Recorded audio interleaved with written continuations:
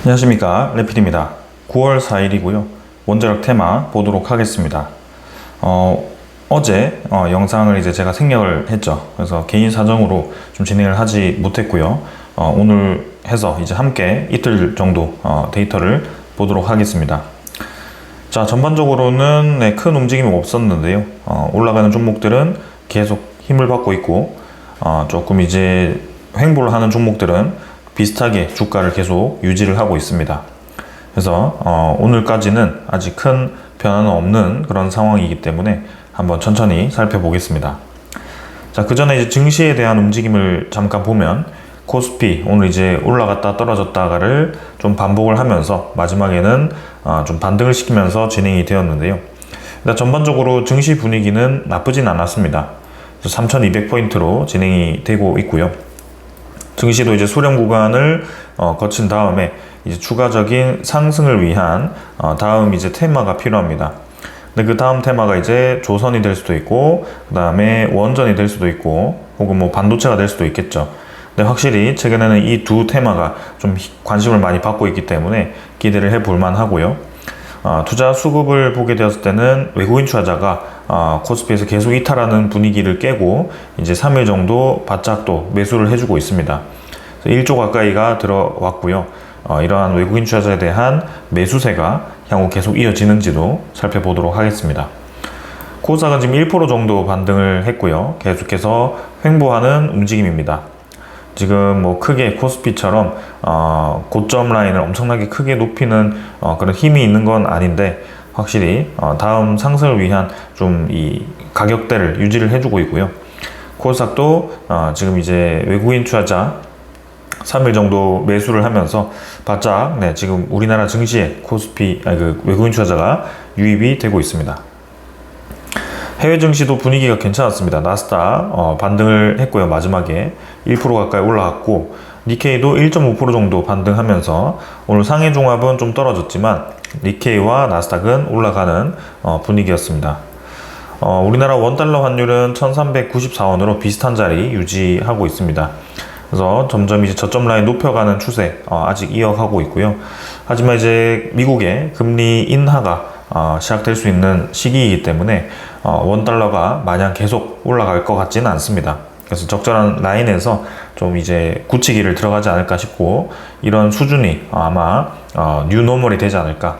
그래서 원달러가 이전처럼 뭐 1100원, 1200원 떨어지는 게 아니라 좀 떨어지면 이제 1300원대 이제 다시 올라가기 시작하면 1400원, 1500원까지도 올라갈 수 있는 뭐 그런 정도가 되지 않을까 싶습니다. 자, 그래서 지금 지표는 크게 문제 있는 지표는 없어 보이고요. 그 증시에 대한 상황이 받쳐준다면 다음 이제 상승을 위한 테마가 움직였을 때 또 힘을 받을 수 있을 것 같습니다. 자, 두산 에너빌리티부터 또 보도록 하겠습니다. 두산 에너빌리티는 계속 횡보 라인 형성하고 있습니다. 그래서 저점 라인 이제 조금 이탈시키면서 떨어지는 듯 했지만 이틀 정도 다시 반등을 해 주었고요. 21선, 61선 아직 수렴 구간입니다. 그래서 어떻게 보면 저점을 다시 높이면서 21선과 수렴하는 구간 속에 쐐기형으로 좀 치고 나갈 수 있는 그림이 단기간에는 좀 만들어지고 있다는 게 보여지고 있고요. 주가 상승을 위해서는 명분이 필요하다라고 말씀을 드렸는데, 그 명분이 사실 어제 나왔습니다. 근데 두산 에너빌리티가 생각보다 지금 힘을 받지 않고 있는데요. 오늘도 장 초반에 올라가던 부분을 후반으로 갈수록 반납을 시키면서 진행이 되었는데, 좀 이따가 그 소식 같이 보면서 향후 이제 흐름을 좀 짚어보도록 하겠습니다. 근데 저는 확실히 두산 에너빌리티는 더 올라갈 만한 상황이 만들어졌다라고 생각이 되고, 지금은 이제는 저점 라인 높이는 쐐기형으로 이렇게 7만원 돌파를 시도하지 않을까 싶습니다. 일별 거래는 540만 주였고요. 어제 2,000원 가까이 올랐고, 3일 정도 해서 지금 연속으로 두산 에너빌리티 반등하고 있습니다. 그래서 거래량은 많지 않지만 꾸준히 상승을 이어가고 있고요. 외국인 투자자와 기관 투자자 양매수 어제 오늘 진행되었습니다. 뭐 많은 매수 아니었기 때문에 빠르게 넘어가긴 할 텐데요. 일단 전반적으로 수급도 괜찮았다. 그리고 이제 현대건설이죠. 현대건설은 6만원 정도 진행되었습니다. 최근에 이제 주가가 많이 하락한 것 대비해서 회복을 좀 하지 못했고요. 여전히 이제 바닥 라인 근처에서 주가가 형성되고 있습니다.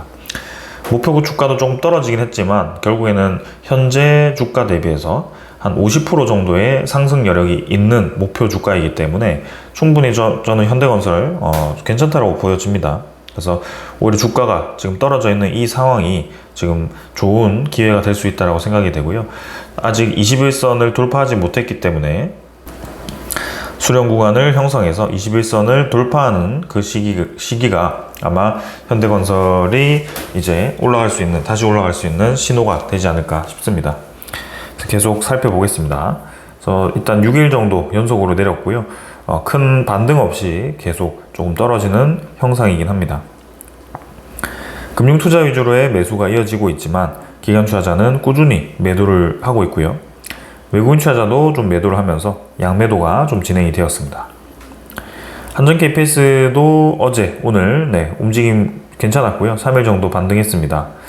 많은 반등 아니었지만 저점 라인 이제 밀어 올리면서 그 이상 하락시키지 않고 다시 N자로 좀 올라가는 분위기고요. 대부분 종목들이 지금 이렇게 N자로 수렴 구간을 형성하고 있습니다. 특히 외국인 투자자 계속 매수하면서 지금 8거래일 연속 매수가 진행되고 있고요. 기관 투자자도 마찬가지 연속적인 매수가 이어지고 있습니다. 한전기술도 같이 좀 반등하는 분위기고요. 저점 라인을 점점 높이고 있다. 그래서 적절한 시간이 왔을 때 아무래도 같이 출발할 가능성이 크고 한전기술도 좀 서서히 시동을 걸어주는 모습입니다. 외국인 투자자, 기관 투자자 매수 매도를 조금 반복하고 있지만 전반적으로는 매수에 힘을 실어주는 모습입니다. 한국전력도 37,500원이었고요. 어제는 반등이 없었고 오늘은 700원 정도 반등했고요. 비슷한 이제 자리에서 횡보하고 있고 지켜줄 자리 지켜줬습니다. 61선 깨지 않고 반등 시켜줬고요. 이제는 21선 사이에서 61선과 21선 사이에서 수렴 패턴을 만들고 있고 올라갈 준비를 하고 있다. 외국인 투자자가 지금 계속 매수를 하죠. 8월 25일을 제외하고도 지금 8월 20일부터는 계속 매수가 이어지고 있는 상황이고요. 꾸준히 매수량이 늘어나고 있습니다. 기관 투자자는 매도를 좀 집중했지만 오늘 어제 해서 그제 해서 이제 매도량이 좀 많이 줄어든 모습이고요. 이제는 매도량이 나오지 않으면서 저런 외국인 투자자에 대한 매수세가 계속 강하게 이어진다라고 하면 충분히 좋은 상황 만들 수 있을 거라고 생각이 됩니다. S&T 에너지는 1,000원 정도 하락해서 1.6% 하락을 했고요. N자로 이제 L자로 아니죠, 계단식으로 좀 올라가는 분위기입니다. 그래서 이번에도 윗꼬리를 길게 달고 떨어지긴 했지만 다시 그 사이에서 5일선을 타면서 주가를 이제 좀 수렴시키는 그런 모습이 좀 나오고 있고요. 어느 정도 해서 이제 위로 치고 나가지 않을까라는 생각을 하고 있습니다. 그래서 1,000원 정도 내렸고요. 지금 어제는 3% 정도 올랐습니다. 그래서 하루하루씩 이렇게 조정 기간이 있지만 전체적으로는 S&T 에너지도 계속 올라가는 강한 모습을 보여주고 있습니다. 기관 투자자가 좀 매수를 해줬고 최근엔 차익 실현 물량이 좀 나오는 듯 했지만 꾸준히 매수세 이어주고 있습니다. BHI가 이제 3.9% 하락을 했고요. 51,700원입니다. BHI는 강하게 올라갔던 부분을 일부 이제 반납을 하면서 좀 쉬어가는 분위기입니다. 하지만 이대로 이제 푹 꺾여서 완전히 61선까지 혹은 상승분 다 반납할 것 같지 않고요. 적절한 라인 형성하다가 다시 한번 N자로 올라갈 가능성이 크다라고 보여집니다. BHI가 최근 전력시장에서의 가장 이 비중이 중요도가 있는 기업이기 때문에 주목을 받을 거라고 생각이 되고요.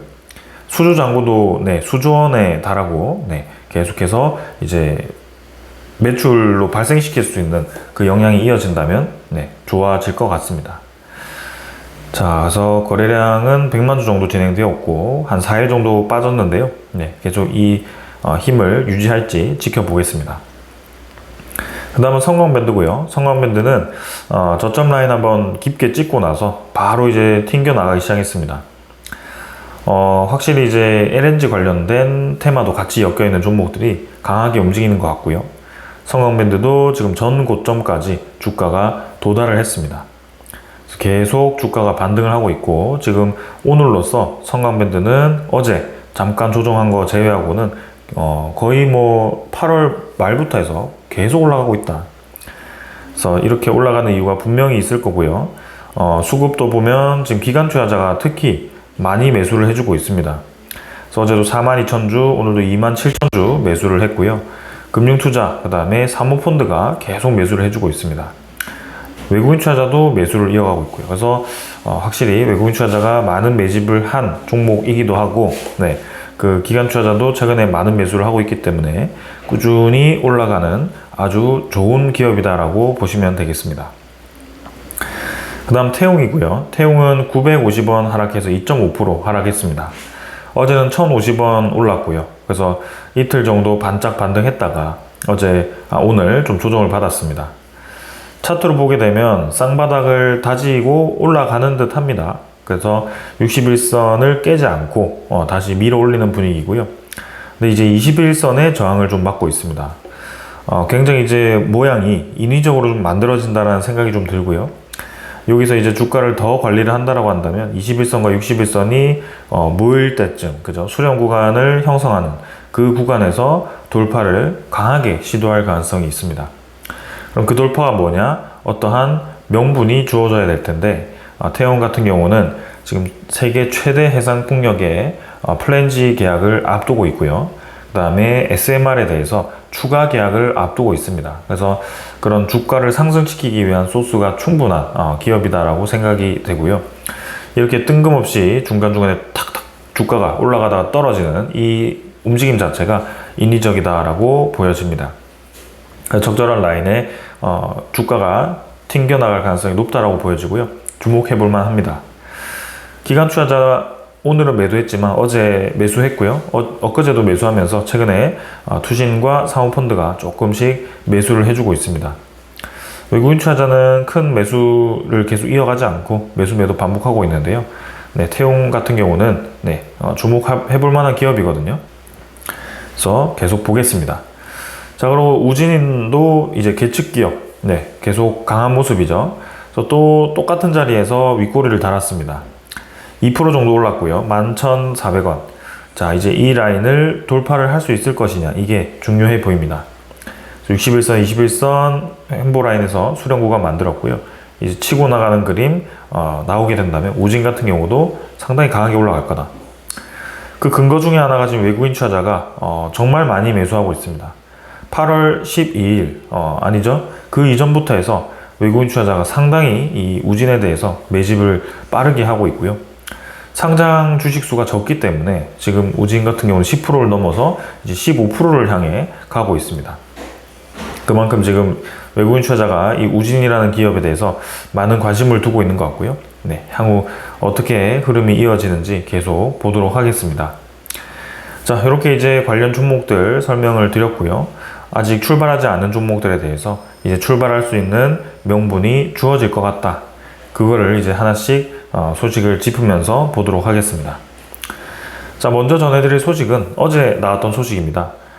드디어 이제 뉴스케일 파워가 미국 내에 SMR에 수주를 했다라고 합니다. 근데 그 수주 규모가 한두 개가 아니라 6기가와트.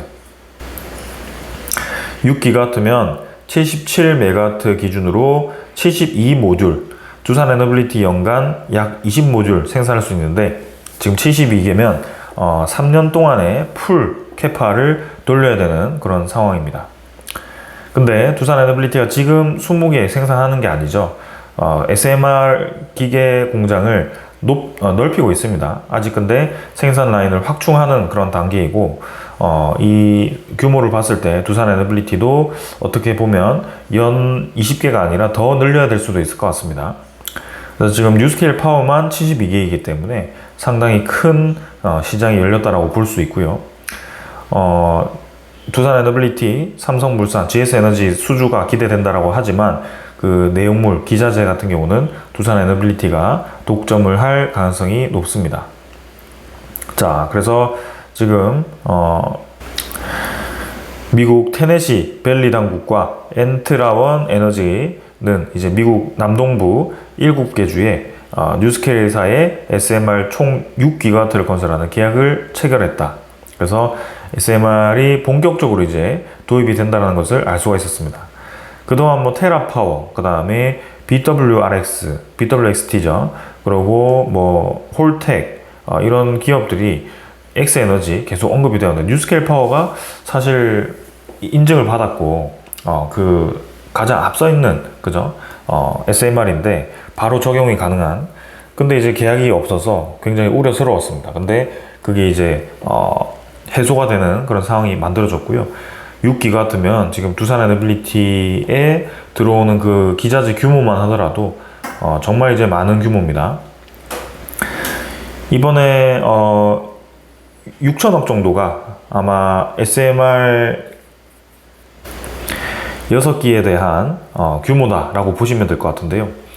지금 이제 72기죠. 72기면 6천억 곱하기 12개죠. 그래서 지금 거의 7조 2천억 원, 두산 에너빌리티에 7조 2천억의 매출을 발생시킬 수 있는 SMR 프로젝트가 지금 미국 내에서 계약을 했다라고 얘기가 나왔습니다.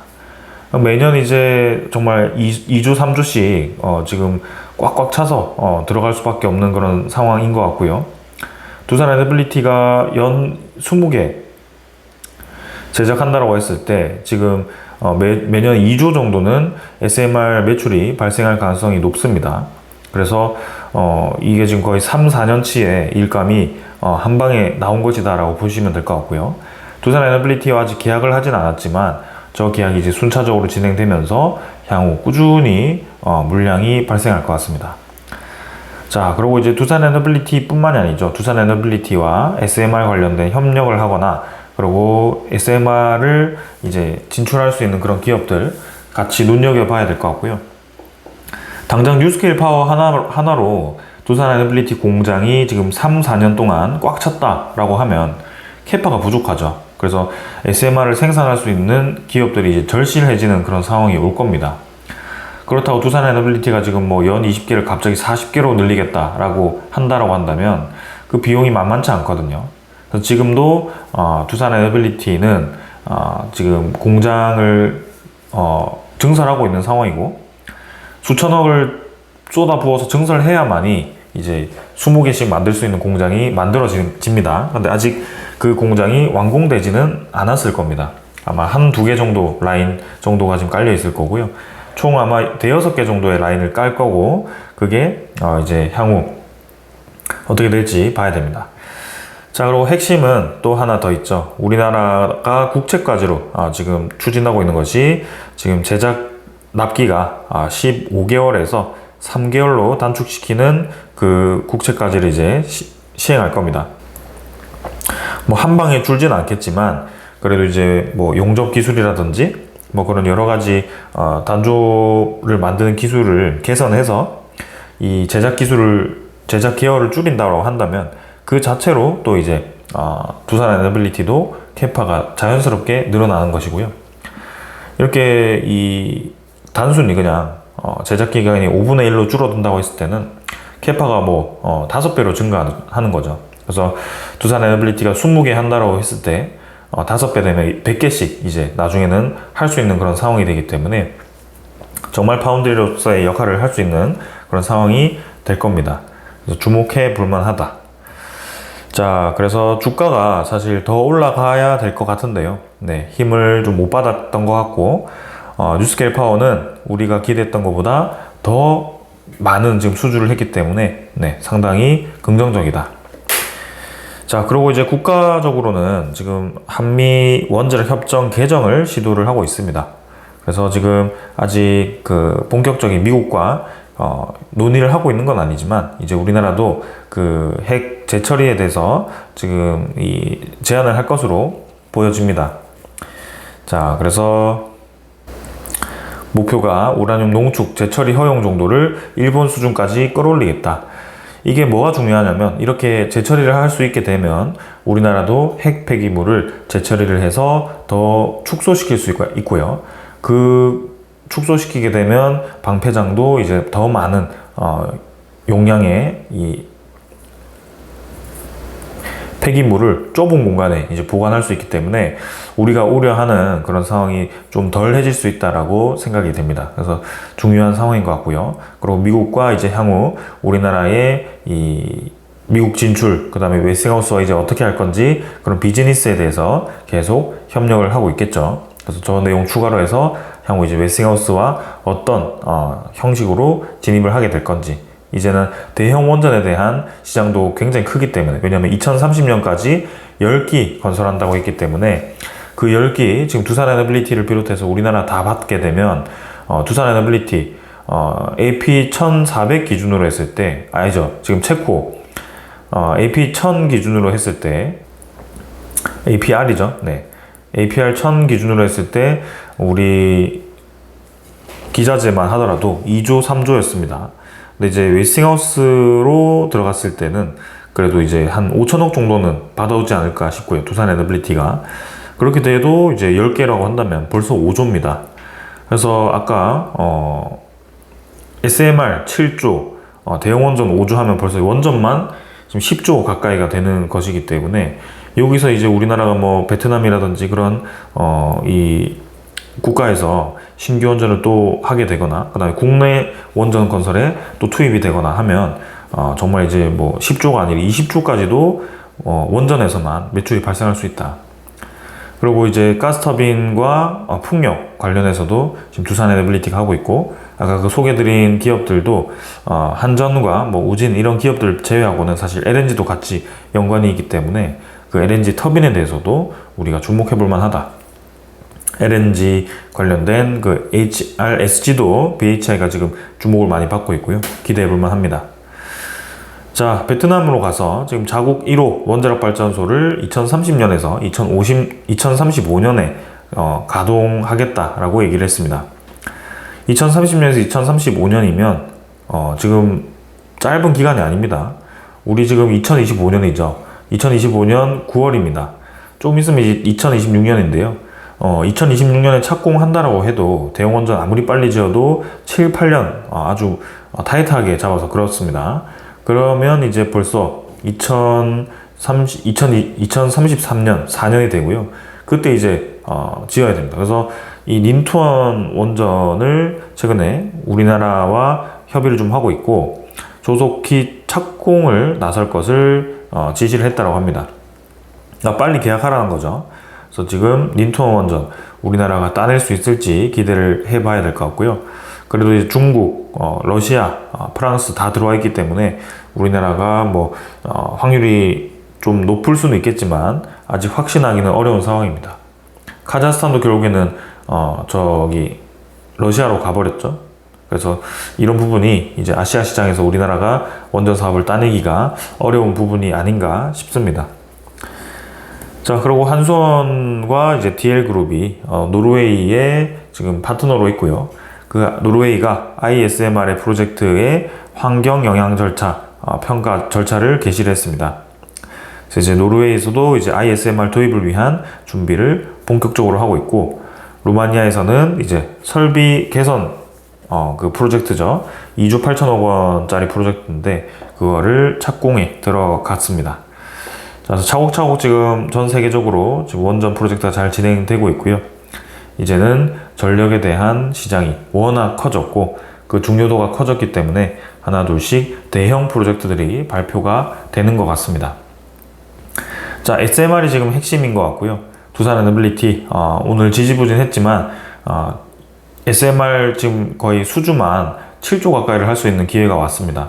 근데 그게 끝이 아니죠. 엑스에너지 워싱턴 주라든지 그런 다른 이 주에 또 많은 모델을 지을 거고요. 그 다음에 테라파워도 지을 거고요. 그런 것들 다 생각해 보면 두산에너빌리티 엄청나게 매출이 많이 높아질 것 같습니다. 그리고 이제 태용도 마찬가지입니다. SMR 지금 BWXT와 협력하고 있는데요. BWXT 뿐만 아니라 이제 뭐 홀텍이라든지 테라파워 이런 기업들과 협력할 것이고요. 아까 말씀드렸듯이 두산에너빌리티도 연 20개 제작할 수 있지만 지금 연 20개 갖고는 택도 없죠. 전체 시장이 너무 크기 때문에 이 태용과 같은 차기 이 SMR 기업들도 우리가 주목을 해야 된다. 그 외에 이제 BHI라든지 성광밴드 이런 기자재 업체들, LNG와 원전 다 할 수 있는 업체들 주목해야 되고요. 현대건설도 대형 원전 건설 관련해서 웨스팅하우스와 직접 협력하고 있고, 그다음에 홀텍 쪽과 이제 협력하고 있기 때문에 현대건설도 향후 SMR에 대한 본격적인 계약이 시작될 겁니다. 자, 이 정도로 이제 좀 말씀드리고 넘어가도록 하고요. 자, 오늘은 여기까지 하겠습니다. 내일 또 시장 금요일인데 반등을 해줄지 아니면 조금 조정을 받을지 모르겠지만, 확실한 것은 지금 원자력 관련 종목들이 횡보를 좀 많이 하고 있고 한방 상승을 위한 준비를 좀 하는 것 같다라는 생각입니다. 자, 여기까지 하겠습니다. 감사합니다.